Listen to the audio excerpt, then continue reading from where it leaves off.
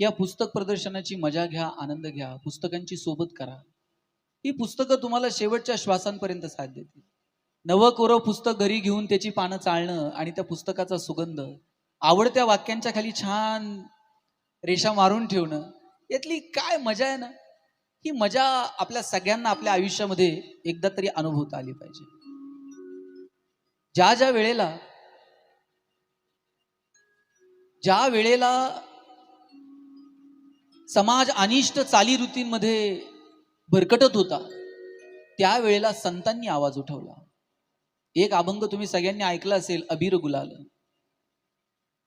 चोखोबरायांनी जाब विचारलाय त्या समाज व्यवस्थेला, आम्हाला जर दारात यायचा अधिकार नसेल ना, उंबरठ्यासी कैसे येशू आम्ही जातीहीन, रूप तुझे कैसे पाहू त्यात आम्ही दीन.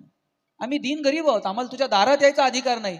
भक्तीचा आसा मळा फुलून तुला आमच्या दारात येऊन नाचावं लागेल. अबीर गुलाल उधळी तरंग, नाथा घरी नाचे माझ्या सखा पांडुरंग. साधू संतांनी जे दिलं ते येणाऱ्या पिढ्यांपर्यंत पोहोचवता येईल का? त्यासाठी पुस्तकांचा गोड मार्ग आम्हाला स्वीकारता येईल का? यासाठी या पुस्तक प्रदर्शनाची मजा घ्या, आनंद घ्या, आपल्या आपल्या मस्तीत, आपल्या आपल्या धुंदीत जगा. जात धर्म पंथ या सगळ्याच्या पलीकडे जाऊन आपण प्रेमाची भाषा बोलायला नको का? आता माणसं आडनाव विचारतात आणि मग ठरवतात आता आपण याच्याशी बोलायचं की नाही.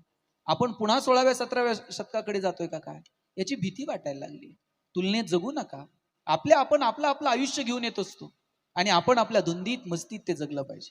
पण आम्ही इतके तुलनेत जगतो, आमच्या प्रगतीची व्याख्या जर काय असेल ना, आम्ही त्याच्या तुलनेत आम्ही कुठे आहोत, याच्या तुलनेत आम्ही कुठे आहोत, यात आम्ही आमची प्रगती मोजायला लागलो.